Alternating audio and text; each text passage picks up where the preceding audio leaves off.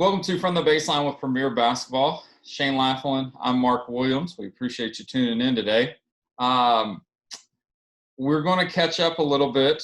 Shane, you had the opportunity last week, or on June 17th, to go up to Denver. Not a planned event or planned trip, kind of a spontaneous trip, but heard that there was a workout there with some really top-level kids, and one of them twisted your arm to get you to come and stuff. But share about that workout in Denver. Yeah, so Derek Griffin and I were just catching up, and he was talking about how they've been doing, small group workouts. He does a lot of training up there with Hardwood Evolution, and they had access to one of the private gyms that had been open. So again, small workouts throughout the day, and just a unique situation because they've got a few of the incoming and current Stanford players that are just kind of in that Denver area, and then they had a couple teammates that had, stayed, had come to visit. Or future teammates or current teammates, they're all about to be teammates. There's 5 of them. And he had been talking about just the quality of the workouts and how intense it was and just the talent that was in there. So we got to talking about it, and he was, I'd seen our first YouTube show, and I said, it'd be cool to get some footage and maybe jump on with you guys afterwards, get some interviews, do whatever. And, we got to moving quickly and talking about a few things, and maybe a little bit lost in translation was that I intended to go. And I hadn't traveled since I hadn't flown since February. I hadn't really been anywhere since the state tournament in March. That was not kind of what I referenced. Well, unbeknownst to me, I get a few texts from a few of the players, and a couple more are saying, I can't believe you're going to come up here. Like, it's going to be a great day in the gym. And I said, well, I'm not. And they're like, oh, no. Bust your bubble here a little bit. Got lost in translation. Yeah. And then I get a message like Sunday night before from Tony Van Geitenbeek talking about they're going to have, dinner at their house that night if we'd like to join or whatever. And I was like, oh man, Tony, I'm not actually going to be there. And then of course he went into Tony mode, was like, yeah. And Carol got into it. So those guys are good friends of mine. I've known them for a little bit. They've been, when we go up there for USA trials, we're always talking, come by if you can. And we're always in and out, and it's in the spring. So we've never had a chance to do it, but always intended to, right? Right. And so they just kind of were like, you got to do it. I'm sitting here thinking like, it is going to be pretty cool. I don't really do spontaneous stuff like this. And given the timetable, like flights weren't crazy. So I was in Denver for like 19 hours. Right. Tony came and picked me up, went to the gym. We were able to visit a little bit before, and we got in the gym and got to work. And Derek put him through a great workout and some skill stuff to warm up, and then kind of put him into some scenarios. They played a little bit, like kind of some full court 3-on-3 situations, cutthroat style, and then went to the half court. And it was really competitive. And to give context to it, the players that were there, Cameron Brink, who is incoming freshman at Stanford, Jana Van Geitenbeek, incoming freshman at Stanford, Ashton Prechtel, rising sophomore, Fran Balibi, rising sophomore, Hannah Jump, rising sophomore, all at Stanford, Autumn Watts, rising sophomore at New Mexico, Avery Van Sickle, 2021, committed to Washington, Reagan Beers, 2022, plays for Hardwood for Derek, and then Peyton Muma, 2021, committed to Gonzaga. So pretty quality basketball. Yeah, no, it was great. And then they come in there, they're all familiar. They've been in the gym, obviously, before this week together and stuff like that. So, Derek Griffin, and then he had one of his guys that he works with, Adar Mayen. I don't want to pronounce his last name wrong. Well, apologies if I did. Who actually is from Pflugerville. Okay. We were able to connect a little bit, so that was kind of cool. And then he had a local videographer come that he's been working with, Brandon Keller from Pono Media, who kind of came in a little bit of last minute type of situation too. Came in and captured some of the footage, so we're able to get some of that. And so we did that, and then had dinner at the Van Geitenbeek. We're able to visit, talk basketball, listen to players' perspectives on some things going on, how it was incoming, how it was during their first year, what they see going forward. Really refreshing, kind of cool thing, because they have a really good grasp of the basketball landscape and what's expected, and particularly at Stanford, who's got a pretty loaded roster right now. Just kind of what they expect and who they're out to compete with, and what lies ahead and the challenges and how hard it is. And it was cool to listen to them, just talk amongst each other, ask a couple questions every once in a while, but really just to sit back and listen to them. And then I thought the incoming freshmen asked some good questions. I mean, they were talking pick and roll coverages, transition strategy, different ways to cover the post player based on personnel. Like these were players. These other three were just 1 year under their belt, talking some serious terminology and strategy. And so it was really cool and refreshing to sit back and listen to that. Oh, that's awesome. Well, and anytime you can get in the gym is refreshing in itself. Man, you main line, especially after these 90 days. Especially doing this COVID-19 and we're not able to do what we've been accustomed to. But then to get in the gym with that level of talent, and 5 of them going to Stanford speaks a lot of themselves. But just the talent and I wasn't there and I got to see the video, and we're going to talk to Brandon here in a little bit, and we're going to show some of the video and stuff, but just their camaraderie and really all getting in the gym for the right reasons. Like, hey, we should want to get better, and we've got to learn, and we've got to improve, because you got McDonald's All-Americans in there, you got Olympian gold medalists in there, you got kids who have been recruited and are being recruited really, really highly of themselves and their talent, but they all willing to work, and it sounds like from the conversation, which may have been more refreshing than being in the gym, they're all thinking the game, and they're all thinking about what does that look like. And I mean, if you're a young player and you got aspirations to go play in college, I highly encourage you, go find a college player that who just spent a freshman year or a sophomore year, and talk to them, and you can talk basketball terminology, but hey, what are the expectations of the program? What is going to be the conditioning level? What help enlighten me as I pursue that route to what college basketball really is, because you don't know until you're there. Sure. And the way you formulated a lot of it is through watching on TV or your recruiting experience. And we all know the recruiting experience is slightly different than once you get in there, and it is demanding. The pressures are different. And so, no, you're absolutely right. And these are things to think about during recruiting, but then even as, these guys that are committed, like go ahead and go find the mentor within the team and within the locker room that kind of give you the heads up, because that way, like you said, you can process it mentally. And a lot of them, obviously, they're physically talented already, or else they wouldn't be headed to the places they are. It's the mental adjustment, and then just understanding it's kind of, you got to have a time to redefine what basketball is with you, your role going into a program. You go from what's very likely the focal point of a program to not the focal point of a program when you're going to be a freshman. And there's nothing wrong with that. It's just time that it takes, and then you've got to get used to things. So even within this workout, I mean, it got competitive at times. I mean, run it back, like they didn't wait. Like there's a couple times where like we know everybody's easing back into basketball, and it wasn't always beautiful, but it stayed competitive. And certainly, like, you can tell they haven't been playing defense in a while, right? Like, it was more offensive minded than defensive minded. Yeah. Talking to a couple of them, like, you just went under a ball screen on a shooter. Absolutely not. We dove under a flare screen and 3-on-3 on a shooter. No way, shape, or form. But the thing was, you give them a hard time about it, and then they go adjust and they don't do it again. So like, mentally they've already been there. And so, but it was cool. It was cool to see how competitive it was, because like I said, a couple times, Derek made them take a break.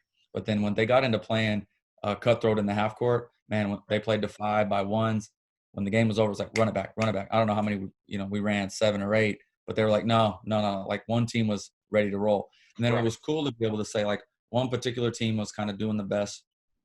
A couple others, finding their role and, finding their niche within each other, right? And then kind of grabbing a couple of them and say, hey, think about your team and what their strengths are versus the other 2 opponents. Find that lead that, put them in positions to be successful. And all of a sudden the games are 5-4 to 4 or 5-4 to 3. And it changed the dynamic a little bit. And you had the older ones that have been on the college campus already knowing that you've got to be assertive. And then you've got the kind of the incoming freshmen that are confident and been places, but maybe waited and deferred a little bit. And then you had the next group that's maybe still going to be in high school next year, really deferring. And, we're sitting there telling them like, hey, in between the lines, none of that matters. Why don't you just go play?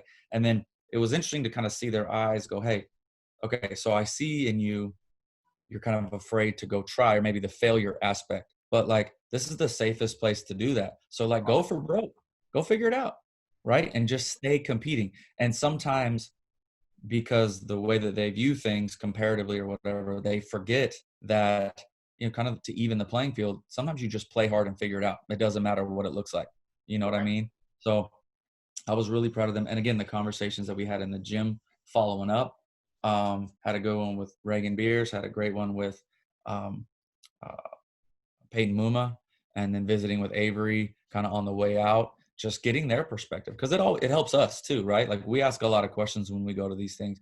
Like, it's not, we want to learn from them too, because it's hard to impart wisdom and growth if we kind of don't understand both sides of the perspective, right? Absolutely. So that was really cool. I was really proud of them all. And then watching Hannah and Fran and Ashton grab the other ones, and not just the ones that are going to be their teammates, and talk about why this and that happens. Fran grabbed Reagan afterwards and said, hey, we were competing, so I wasn't going to give you all the cars. However, here's some things that I saw. Ashton, same thing. She's like, I see some similarities in our game and the way we like to do things. Here's the developmental things that I needed. Here's the things that she shared some stories, over dinner that Tara challenged me with, that I'm seeing, and I'm better because of it now. So that's a good thing. And they talked about like, just that you're going to get coached hard.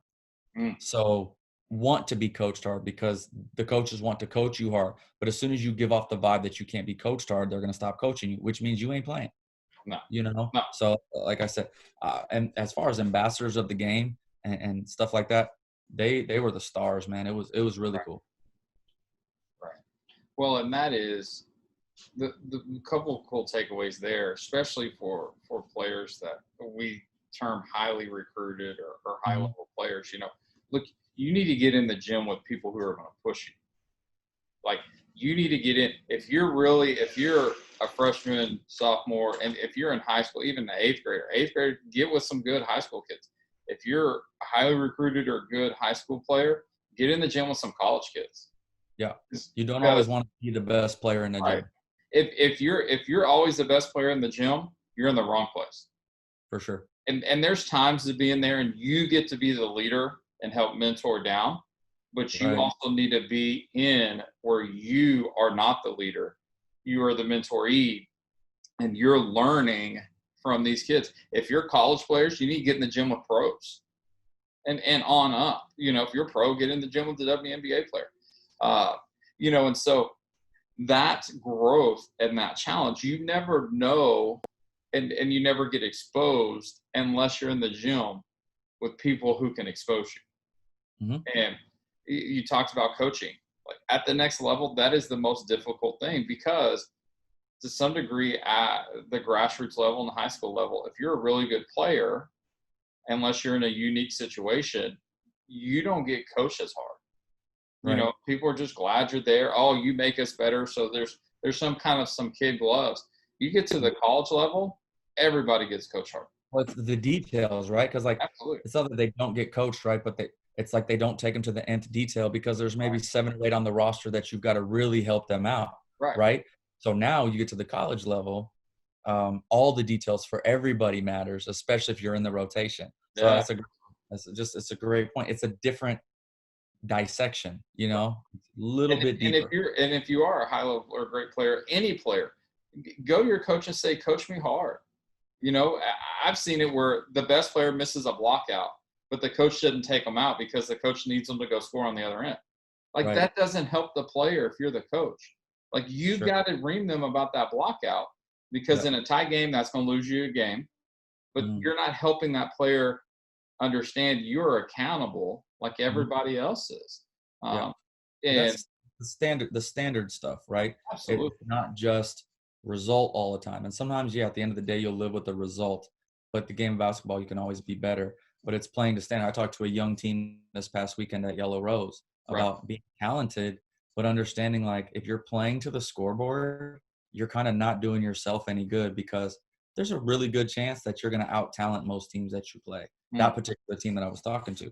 So I'm saying you should play without fouling. You should do, own the rebounds. You should only get good shots, Mm-hmm. you know? And that way you're prepared when you're in some serious moments, whether it's high school or the club situation. Absolutely. Absolutely. Well, you're a player out there. Make sure you're in a gym that's pushing you. Make sure you have trainers and coaches and people in your life that are going to hold you accountable and out of love, but hold you accountable so you be the best person and player that you can be. And get in the gym. And you know what? Don't just get in the gym with players. Say, hey, can we go grab a coffee? Hey, let's sit down. Let me talk to you about your experience at the college level, your freshman year. Let me learn from you. Let me ask questions. And players are there, have been there. They want to help that next generation come. So, that's all great stuff. And it sounds like the workout was really, really fantastic, high level stuff there with Derek, and so Yeah, he does a great job. A he great does do rapport a with great all job. the players. Quick terminology. They were into it. Um, you know, high percentage makes. They did some finishing early with legitimate challenges at the rim, and then towards the end, it got loose, and as they got warm, then you've got Cam and Ashton, and of course Fran dunking. So like Yeah. a little bit of a different layup line than I had been in front of in quite a while. I'll be honest. And Fran's putting it down with two hands, Easy, lobs, easy. easy punches with one. Cam's there, like, getting 20% of them down. Ashton's trying to put it down with two hands. It's like, you could probably do some damage with the talent that's in this gym. Like, it was good for my basketball soul for sure. So a great workout, high level players, really cool, unique experience and stuff. We're going to take a quick break. When we come back, we're going to talk to Brandon Keller, uh, who with Pono Media, who was there and captured all the video for us. So stay with us after this break.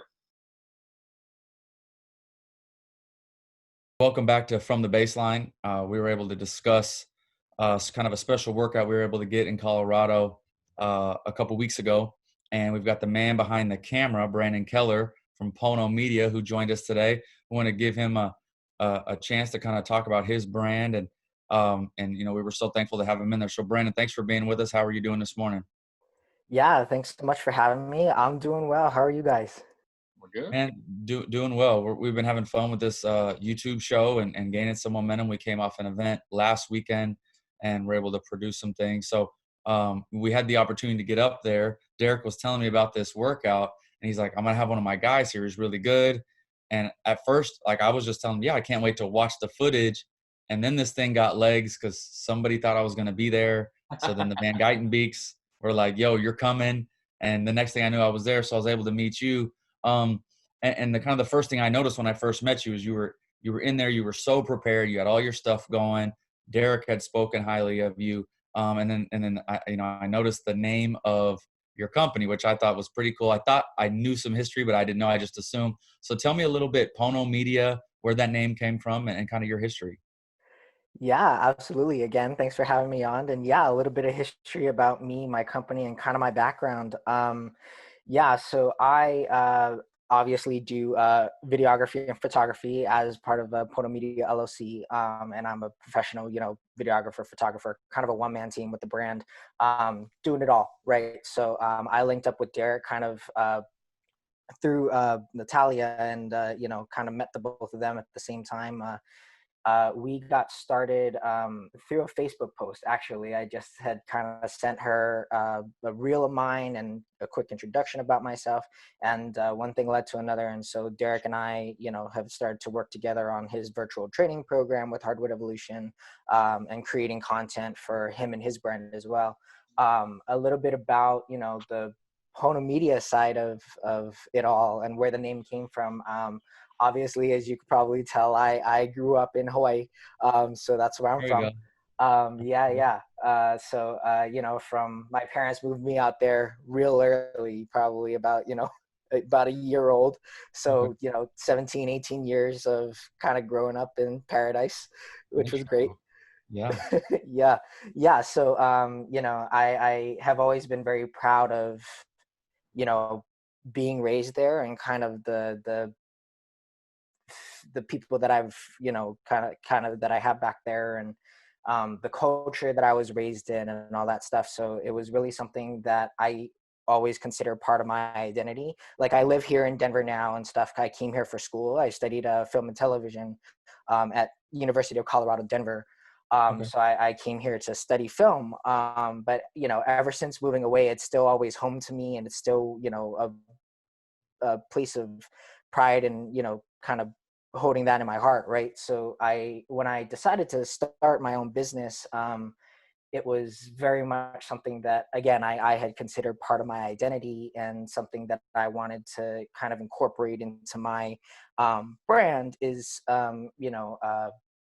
the sense of aloha, right? I'm sure people have heard about that before. This Right. Right. idea that, we wanna greet everyone and treat everyone warmly and kindly, and put our best foot forward, and really give our best to the world, right? And so I think that that's kind of where Pono Media all started. And yeah, the videography and photography is, again, something that I went to school for. I got my bachelor's in film and television production. So actually, our class was trained to, kind of go and work in Hollywood, right? So TV shows, Netflix, Hollywood movies, blockbusters, LA, New York, the big markets, Atlanta, and all of those things were kind of where the trajectory that we were kind of put on in Mhm. school. And we learned all kind of the basics of how to navigate that world, and, how to create films and make movies, right? And so, I had decided to stick around in Denver to see if, what was around for me in terms of career opportunities and that kind of stuff. And, after a while, after, probably 2 or 3 months after graduating, I was like, I really wasn't finding anything that really spoke to me. And I you know, didn't really see myself as the type to move to LA or move to New York, or any of these big markets, right? Mhm. So I, decided to kind of blaze my own trail, and create this brand, create this company, and you know, try to throw the dart and see where it landed, right? And Yeah. Yeah. so far, it's No, just been nothing wrong with that. That's a awesome. huge But journey. Yeah, yeah. yeah, well, I mean, like I said, um, uh, interesting. You kind of met through, like you said, Natalia, who's Derek's wife, and then kind of some things that she does on the digital side, and then, but I would say like the mood you described, like the vibe you give off as soon as you meet is certainly you give off the like personally. I think it's cool. Like you've connected, kind of like you said, the the history and the personality with the vibe of the brand. And so, like I'm telling you, like first impression, you nailed it. Like you totally gave that vibe off. So, and it was cool to have you in the gym. So, just kind of asking your perspective that day, being in the gym, some high level athletes. Mark and I have kind of discussed a little bit of this already um, before this segment, but what was kind of your impression that day, kind of that kind of gathering of athletes, and then maybe again talk to me a little bit about some other things you've done within the sports industry. Sure. Yeah. Sounds great. To answer your first question, to give you a little bit of background, Derek just hit me up one day. He sent me a text and he's like, "Hey, are you free?"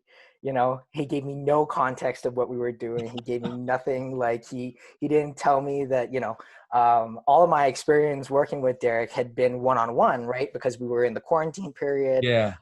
and it was very much that social distancing parameters. It was just me and him in the gym, and no one else was allowed to work out or anything like that, and no one was allowed to train. So, again, he hit me up one day, no context, no information. He was just like, "Be here at this time," and I'm like, "I'm free, I'll be there," right?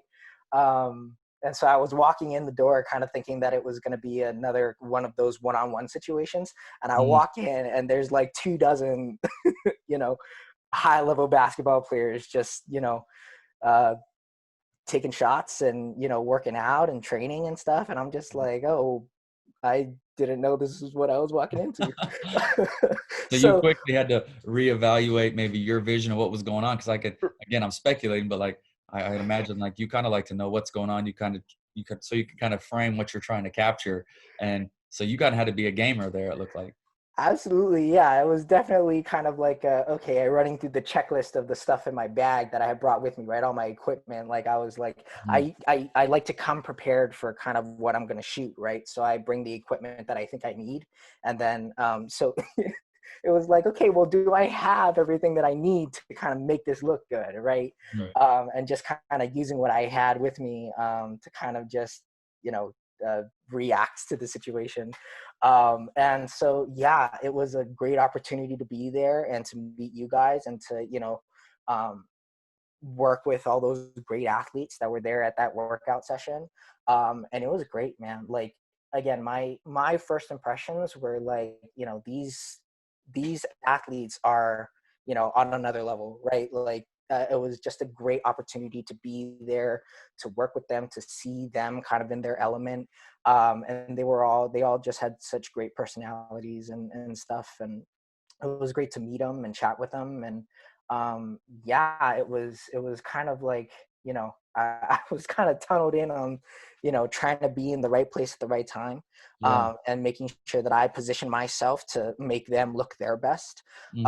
um, to, again, like I had no idea what I was going to be using the footage for. Like I didn't know if it was going to be a highlight reel or like a recap or like a, like what type of video was going to be used for, right? And so I'm just like, I'm just going to get what I can get and see you know what I can make out of it, right? Yeah.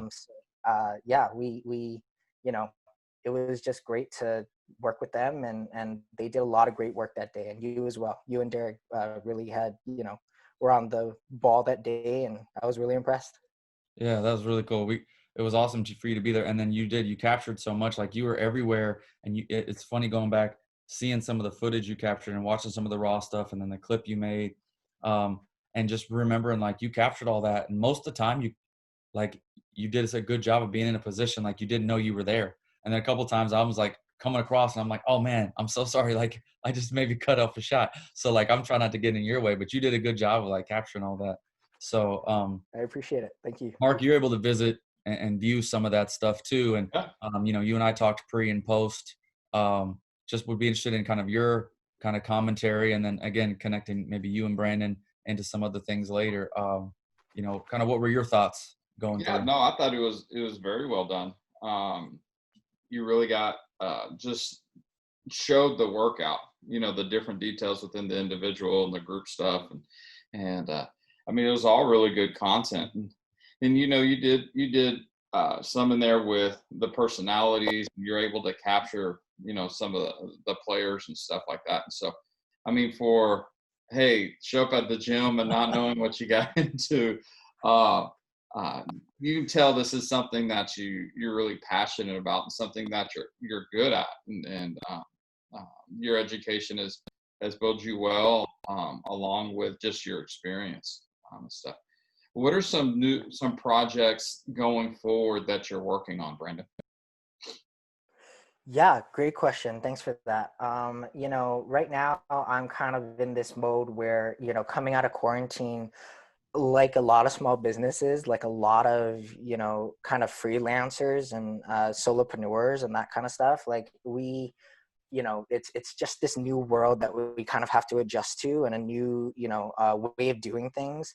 Right. So right now I've got like, kind of oddball clients here and there. To answer your earlier question, Shane, the really the only experience in the sports world that I have from a videography perspective is really working with Derek on his virtual trainer program. So kind Okay. of like creating a trainer program for athletes to kind of, go through and practice at home and stuff. And so, I'm looking to increase that work with Hardwood and with Derek and with his brand. So hopefully, we'll have some projects in the near future with them. I've got some projects with one of his trainers, Adar, that you met at that gym that day. Mhm. He and I have been trying to connect and see if we can collaborate on anything. And yeah, otherwise just trying to do, photography as well. Like I said, that's kind of the other part of the business. So I'm doing a lot of photography, headshots, portraits, weddings, engagements, all that stuff. And yeah, just trying to keep busy and do, the video side. I do a lot of B2B marketing videos and content for a lot of small businesses and entrepreneurs here around town. So, trying to pick that up again now that people are starting to get back to work, and there's opportunities are kind of growing for us to kind of connect and create content. So a lot of marketing, a lot of training videos, hopefully with Hardwood and his guys and all that stuff. So there's a lot of opportunities out there, and as time goes on and as the picture becomes clearer, hopefully a lot of those opportunities will pan out. Sure, sure.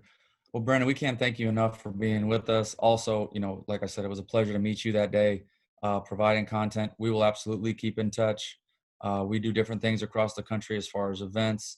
There's some talk that one of our the things that we do scholastically with the She Got Game brand, they would like to do something up there. So, we'll be up there soon enough. We're in there from time to time for USA trials and some other things. So we will absolutely be in touch. It was great to meet you.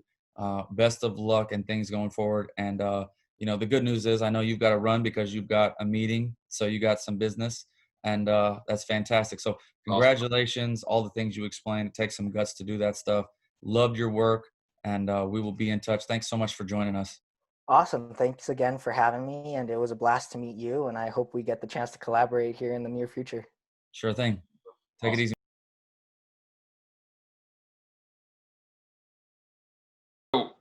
Back after the interview there with Brandon, and really a really cool dude. And we just happened to meet him, and a great connection there through Derek and through the workout. And here in a second at the end of the episode, we're going to show the highlight video from the workout. But kind of a unique situation for us to connect with different people. I know we always try to connect with as many people as we can, because you never know.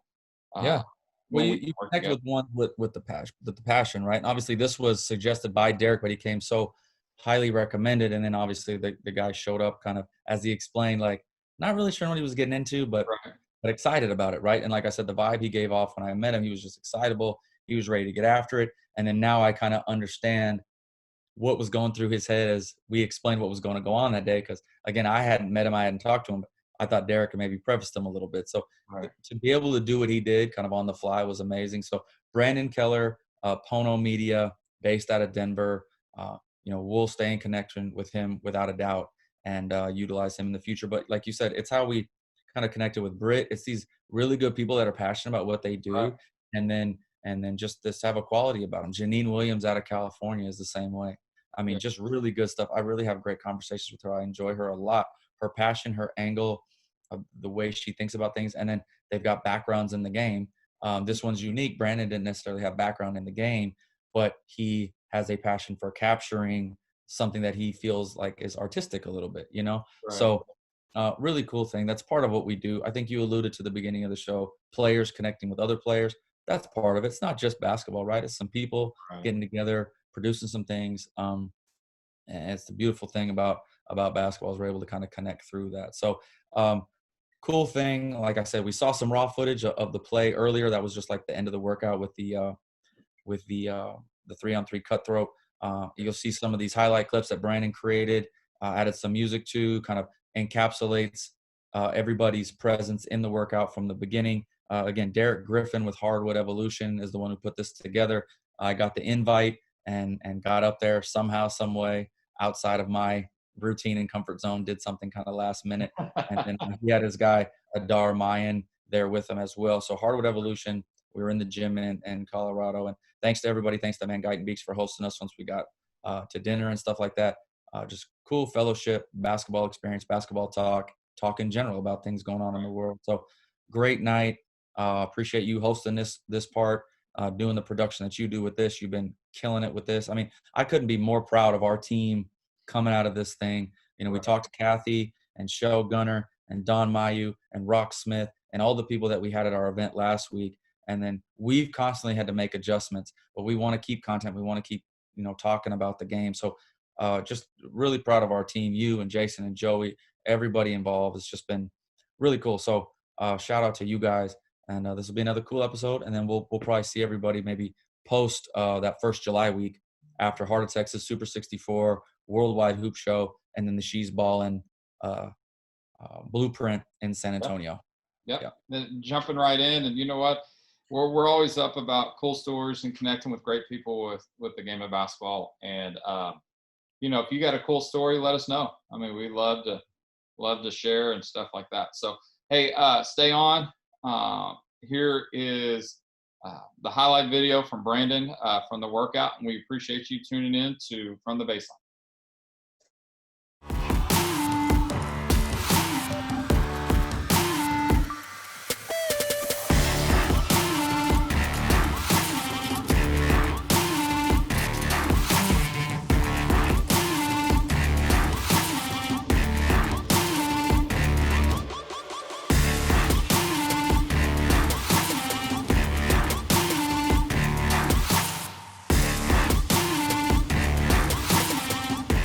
Just kind of give you a breakdown of what's going to go on today. We're going to get warm with some drills, and then we're going to get into some maybe some situational live stuff into just playing. Okay. Adar's going to be on the basket contesting your right hand layup. It's called weave cross between the legs at the elbow.